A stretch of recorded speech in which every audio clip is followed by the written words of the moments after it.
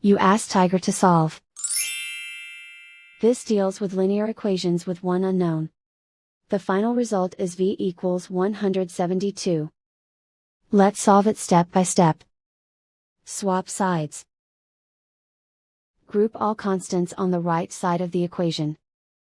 Subtract 289 from both sides. Group like terms. Simplify the arithmetic.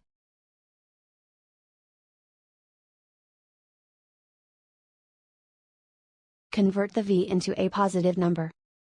Multiply both sides by -1.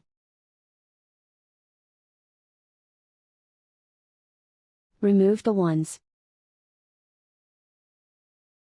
Simplify the arithmetic.